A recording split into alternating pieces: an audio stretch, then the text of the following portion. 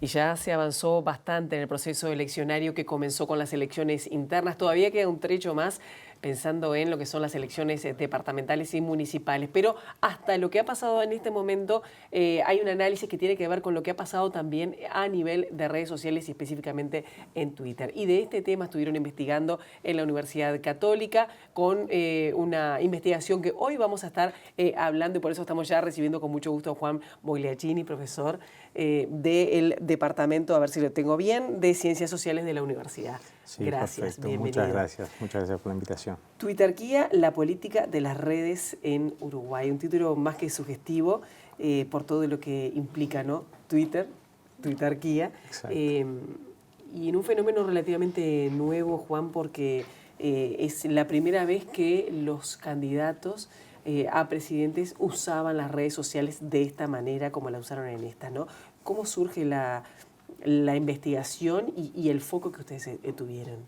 Ahí está. Bueno, mira, la investigación básicamente surge con esta idea de llevar las redes a la investigación académica acá en Uruguay. Es algo que en el mundo se está haciendo cada vez más. Las redes forman parte de nuestra vida y forman cada vez más parte de nuestra vida cotidiana, ¿no? Tuvieron incidencia, por ejemplo, en la primavera árabe de 2010-2012, pero como vos bien decís, en estas últimas elecciones todos los políticos tenían su boliche en Twitter, por ejemplo. El presidente de Estados Unidos, Donald Trump, usa y abusa, bueno, uno es el podría rey, decir, ¿no? claro, Creo que de fueron las redes. más de 30.000 en sus primeros años de gestión. Exacto, pero los candidatos todos usan Facebook, usan Instagram, usan Twitter. Twitter en particular es una red pequeña en su tamaño, pero importante en su capacidad de difusión de la noticia. Tal así que en todo el mundo los políticos la eligen una y otra vez para, por ejemplo, dar noticias, programas de gobierno, novedades. Y bueno, y eso generó nuestro interés y curiosidad, y así fue como comenzamos con algunos colegas y estudiantes a empezar a explorar y, haciendo uso de ciencia de datos, bajar los tweets de la campaña, centrados en las figuras de los principales candidatos y precandidatos, pero tratando de construir toda la red de discusión política que se daba en una de estas redes que, como digo, es bien importante, que es Twitter. Claro, Twitter, que además tiene, como decías, si Facebook tiene muchísimos más usuarios, es como más familiar, ¿no? Exacto. Con personas un poquito mayores en el tema de los usuarios. Twitter tiene un impacto, como vos decías, a nivel de políticos, de periodistas, y una gran repercusión de lo que se genera, porque hay informaciones que salen directamente de allí. La investigación, y corregime, tiene como varias etapas, ¿no? Porque por un lado es lo que pasaba de aquí en las elecciones internas, lo que pasó en el tramo hasta las primeras elecciones del 27 de octubre y después de cara al balotaje. ¿Qué cambios se fueron dando en los candidatos y en el uso también de la ciudadanía que está en Twitter? Perfecto. Que no es toda, ¿no? Porque no en realidad toda. Debe ser un 10% aproximadamente 12, de los usuarios que tienen en Uruguay que tienen Twitter, ¿no? Y de esos, por supuesto, no todos participan de la discusión política. Algunos usan Twitter para una cosa, otros para otra. Justamente ayer estaba con un amigo que me decía, yo tengo Twitter desde hace años, nunca envié un tweet, nunca un retweet, pero leo todas las noticias, pero veo lo que pasa. Entonces, los usos de Twitter son muy diversos. Nosotros, naturalmente, para poder, en este caso, hacer esta investigación, necesitamos que la gente en Twitter diga algo, ¿no? Si se mantienen callados. Pero bueno, como tú bien decís, una primera cosa interesante es que no son los mismos muchas veces los que participan de la discusión en la interna, de los que participan en la discusión en la elección hacia octubre y el balotaje. Eso quiere decir que hay públicos que permanecen y públicos que se van renovando. Uno podría decir que, como en la realidad, la gente entra entusiasmada con sus candidatos y a veces se va a la casa con la bandera, ¿no?, sobre el hombro también, desestimulada si su candidato pierde. Entonces, eso es bien interesante. Claro, porque acá, por ejemplo, ¿qué tipo de mensajes son los que se privilegian en esta red social, pensando en los usuarios, pero también después ahora te voy a preguntar con respecto a los propios candidatos, ¿no? Claro. ¿Cuáles son los mensajes que privilegian? ¿Cuál es el tono de esos mensajes que en un capítulo ustedes muy bien lo abordan? Claro. Mira, son dos preguntas que están relacionadas pero distintas. A ver, naturalmente, como en el mundo fuera de lo virtual, las personas públicas muchas veces cuidan más las formas y naturalmente tienen un uso de Twitter.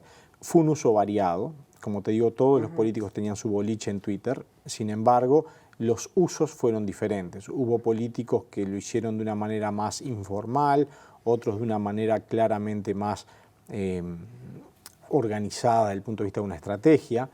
Algunos fueron mutando, ¿no?, de una a otra. Algunos entraron con más ímpetu y otros se vieron obligados a entrar porque, bueno, no podés dejar esa arena fuera de tu campaña.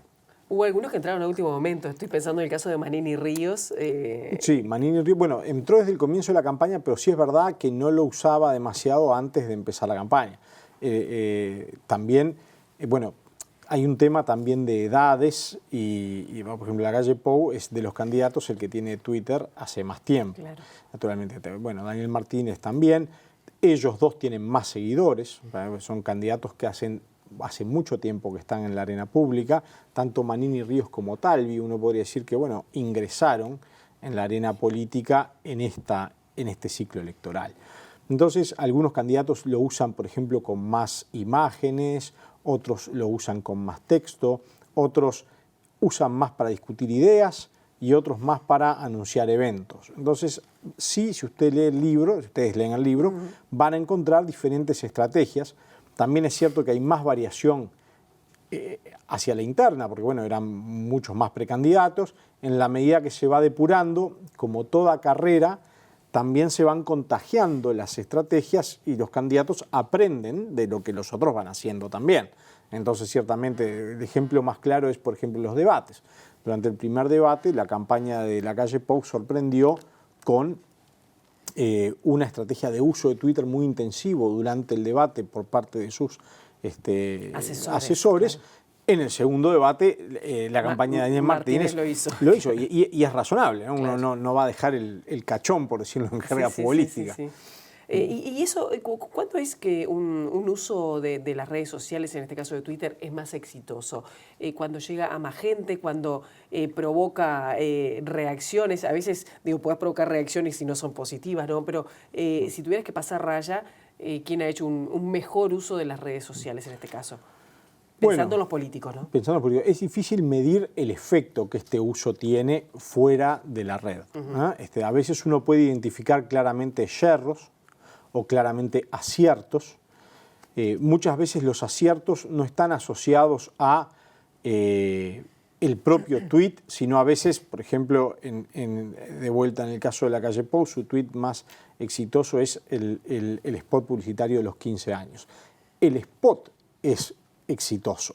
Entonces, naturalmente, claro, el tuit también lo es. El video que hacía referencia a inversiones malogradas. Claro, exactamente. Entonces, en el caso de Daniel Martínez, es posterior, su tuit más exitoso es posterior al debate con la calle Pou. Entonces, también es exitoso porque también refiere a una actividad que muchísimos uruguayos estuvieron mirando. Entonces más gente se siente involucrada, también es un momento de la pugna electoral más caliente. Entonces, ahora, dicho eso, nosotros no logramos, con esta investigación tampoco lo buscábamos, entender cuál tiene más o menor éxito fuera de la red. Claro, ¿cómo se interrelaciona, cómo se vincula la discusión en la red social, en Twitter, con la discusión política que se da afuera? Porque a veces uno tiene la sensación que en las redes sociales la discusión se polariza, ¿no? Y no se da de la misma manera afuera. ¿Ustedes vieron que había un correlato entre ambas discusiones, sabiendo que además es una red social que no la usa cualquiera? No. En este caso, a exacto, Twitter. Exacto. Cuando decimos que se polariza, es cierto, si vos miras la tapa del libro, es una red, y la red tiene claramente dos polos, en uno está Martínez y en el otro los candidatos de oposición, y esa es una red precisamente que identifica cada candidato y sus seguidores en Twitter. Eso no quiere decir que sea violenta, polarizada no quiere decir que sea violenta. En Twitter ciertamente la campaña a nivel de los candidatos no lo fue. Luego, ni que hablar, surgen discusiones adentro de la red donde va tomando distintos tonos, bueno, pero en general no lo es también por el tipo de discusión que hay y cómo uno se expone ahí adentro. Claro, ninguno lo usa como lo usa Trump, por ejemplo. Bueno, ninguno lo usa. Trump ya es presidente. Ya es presidente. Entonces, ahora... Pero tiene mensajes realmente, digamos, a veces hasta agresivos, bueno, ¿no? Claro, no es el estilo... A veces no. Claro, no, a veces no, sin duda. Pero lo usa yo creo para ambas cosas, pero sin duda lo usa para discutir políticamente y él tiene un estilo agresivo. Ahora, no, ese no es el estilo ni de Lacalle Pou, que es presidente electo, ni tampoco era el estilo de Daniel Martínez, o sea, no era el estilo de Talvi, y tampoco lo fue de Manini Ríos, que incluso tuvo menor actividad en la red. Entonces, también esto tiene que ver con la personalidad del candidato. Claro, y se plantean temas que a veces pienso en los candidatos que iban en segundo y tercer lugar, que de esta manera por la red social podían llegar a plantear temas que no tenían cabida quizás por los medios tradicionales. Pienso porque la gente también tiene una idea de esa cuestión democrática de las redes sociales, que no es ni tan democrática ni tan horizontal, porque a veces en el borbollón siempre se privilegian algunos contenidos que otros. Exacto. ¿No? Las redes sociales, y esto es lo interesante, son una arena más de discusión política, como en su momento fue el diario Da Vintén, la radio, la televisión, internet, podemos decir. Cada vez que aparece una tecnología nueva, ciertamente los equilibrios de poder varían y se redistribuyen. Acá hay redistribución. Y claro, hay redistribución, porque tú piensas, si yo soy el editor de un diario, yo puedo tener, por ejemplo, una política editorial, pero sin lugar a dudas, porque la realidad es amplia, en mi periódico hay amplitud en las noticias. Tú compras el periódico, lo pones sobre el escritorio y empezás a leer, y yo te expongo como editor a todas las noticias, aquellas que tienen un perfil más editorial de mi preferencia y aquellas que no necesariamente. Ahora, en Twitter, por ejemplo, hay un intermediario entre el editor del medio de prensa tradicional y tú, que sos el lector. Y eso es precisamente la selección de noticias que van haciendo los influencers a los que tú seguís, otros... Bueno, hay intermediarios si quiero, si no puedo seguirlos directamente o a qué... Podés seguirlos directamente, pero tú no, cuando tú, por ejemplo, te llega una noticia de mi periódico, no te llegan todas. No. Te llegan aquellas que por el algoritmo, por ejemplo, que usa Twitter cree que para vos va a ser más interesante. Entonces, muchas veces, ¿y cómo construye Twitter ese interés tuyo? A partir de tu comportamiento en la red. En base a los me gusta o a qué me detengo. Exacto. Entonces, lo que termina pasando es que muchas veces, si uno es descuidado en la forma de elegir sus fuentes de información, terminas nutriéndote solo de aquellas noticias que creemos te van a ser más interesantes. El editor del periódico tradicional que era yo, ya no te pude dar todo el periódico para que leas, te doy ciertas páginas porque está matizado.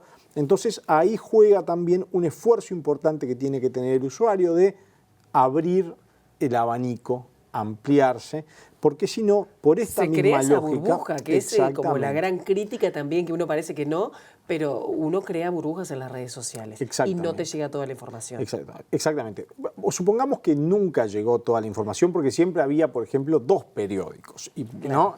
Pero sí, acá hay una diferencia y de alguna manera tenemos que adaptarnos a esto y tener cuidado de no ser víctimas de esto mismo, que yo lo ejemplifico de esta manera. A veces si uno pudiera sacar a un individuo de sus redes y ponerlo desde arriba, el individuo vería que ciertamente muchas de las discusiones que él cree, en las que la gran mayoría piensan como él, puesto en otro lugar se va a dar cuenta que tal vez hay redes igual de grandes que la propia que piensan distinto y están en otro lado. Claro, esto quiere decir que de alguna manera lo que pasa o lo que creemos que pasa en las redes o lo que nos llega a las redes no es tan real.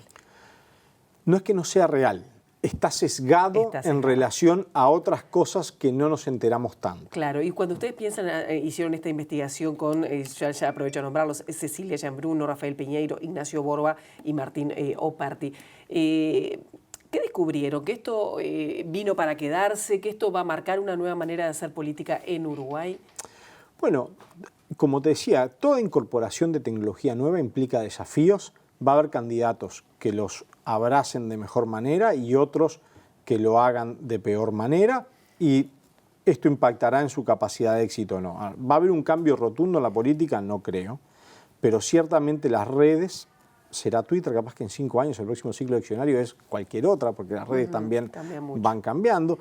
Las redes han llegado en principio para quedarse, de la misma manera que escuchamos radio en el trabajo, que vemos televisión a la hora de la cena, los informativos, también tenemos las redes y tienen un rol muy, muy importante en cómo nosotros accedemos a las noticias. Dicho esto, el libro es un libro que intenta, la investigación es mucho más amplia que el libro, y el libro intenta ser un libro de difusión de esta dinámica en Uruguay. No te voy a decir que está pensado para la playa, ¿por qué no?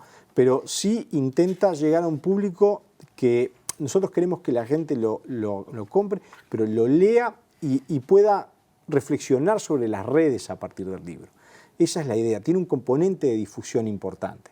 Es técnico, pero la idea es que precisamente este es un nuevo fenómeno y para abrazarlo de mejor manera hay que conocerlo mejor. Claro, es interesante, es fácil de leer, digo, porque no está escrito en un lenguaje como muy técnico, y presenta cuestiones interesantes en lo que tiene que ver con el uso que hace cada candidato. Pienso que marcaron una diferencia interesante entre lo que fue Talvi, de cómo se posicionó al principio, de cómo se retiró, por lo menos en lo que se veía después, cómo fue creciendo Martínez y Lacalle Pou, que capaz que por la edad, como tú decías, pero tuvo un posicionamiento bien diferente desde el principio, ¿no? Sí. Acá hace diferencia que las redes las manejen a nivel personal que un gestor de redes.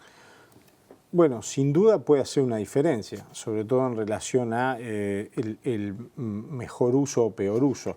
Ahora, también, porque en el caso de Lacalle Pou, discúlpame, sí, se notaba que había un uso un poco más profesional. Sí, sí. En el caso de Talvi creo que también. Ahí, el uso era distinto. Talvi necesita, ustedes piensen que Talvi cuando empezó el ciclo de la interna, su principal desafío era hacerse conocer. Él competía contra un 2 veces presidente en las elecciones internas. Lacalle Pou era el candidato, no voy a decir indiscutido, del Partido Nacional, porque tuvo una interna compleja, pero sí era el candidato que ya todos lo conocían, había hecho su entrada, digamos, a la política nacional hacía más tiempo. Entonces, igual tenía que pelear ahí con Sartori, que en ese momento no lo vi tan presente quizás en el libro a Sartori. Bueno, eso es interesante la pregunta que haces. ¿Y por qué? Porque en las elecciones internas hay más capacidad de selección de público también. Entonces, Sartori muchas veces usó menos Twitter que lo usaban otros candidatos. Novik pasó igual. ¿Por qué? Bueno, tal vez porque estaba buscando otros públicos en otros lados. No te olvides que Twitter no es una red tan amplia. Por ejemplo, Manini Ríos, que no tenía competencia interna, casi no usa la red. Claro. Ahora, por otro lado, Mieres, que no tenía competencia interna, hizo un uso muy intensivo de la red en las internas. También me imagino que son públicos diferentes a los que apuntan. Ya tenemos que ir cerrando, pero porque Twitter es un público relativamente joven, relativamente instruido, ¿no? ¿Qué otra cosa detectaron ustedes? Porque también son cuestiones que salten ahí. No, sin duda. Y también es un público muy influyente. Piensen que principales empresarios, principales académicos, principales políticos del país están en Twitter. Claro. Entonces... ¿Y pensás que esto va a cambiar? Te pongo un ejemplo.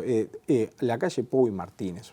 De vuelta ahora me acuerdo del caso de Lacalle Pou. Cada 2 tweets que él hacía, respondía uno de alguien que se lo mandaba.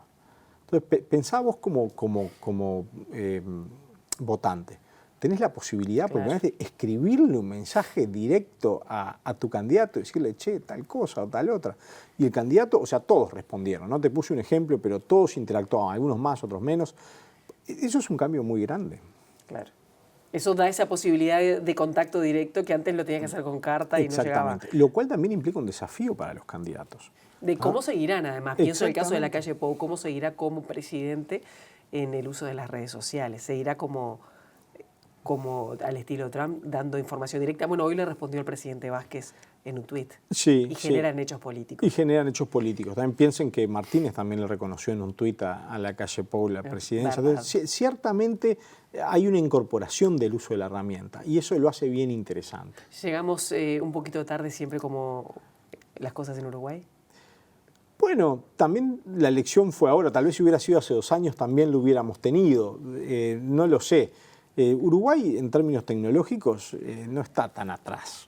Es chiquito, pero no vamos tan atrás. Juan, ya tenemos que cerrar. Perfecto. Si tuvieras que decir un hallazgo, algo que te haya resonado en esta investigación que esté en el libro, que realmente es como bien interesante. Bueno, mira, una cosa que hicimos en el capítulo 4 y 5, que los invito a leer, es intentamos hacer un índice de actividad partidaria. Es decir, según cuántas veces la gente retuiteaba a cada candidato, le pusimos la camiseta al partido.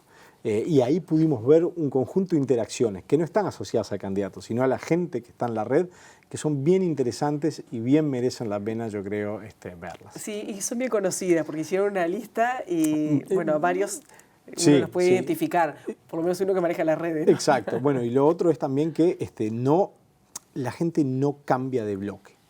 ¿Ah? Sí, en el bloque opositor, digamos, hubo más movilidad entre partidos. Del Partido Nacional no le respondés a la gente a los candidatos del Frente Amplio. No es que no respondés. No hay pasaje de militancia de un lado a otro en los bloques. Claramente había 2 bloques y la gente no se movió entre bloques. En el Frente Amplio se movió entre candidatos del Frente Amplio y en los partidos de oposición sí hubo movimientos entre las internas, o sea, un Colorado que después iba a votar un blanco que iba a votar un Colorado que se pasó a votar a Magni Ríos, eso sí, pero muy poquito entre los 2 bloques. Y eso es interesante porque refleja de alguna manera lo que nosotros veíamos en la realidad y lo que las encuestadoras de opinión pública nos estaban diciendo. Bien, no es la realidad, pero orienta de lo que es o lo que puede llegar a ser el debate político. Bueno, tal vez es una parte de la realidad. Que es una parte. Juan Mogliarini, muchísimas gracias. Es un gusto. Bueno, por orientarnos con esto que pasó y además es bien reciente. Exactamente. Todavía nos quedan las departamentales. Nos quedan las departamentales, esperemos. Muchísimas gracias por la invitación. Por favor.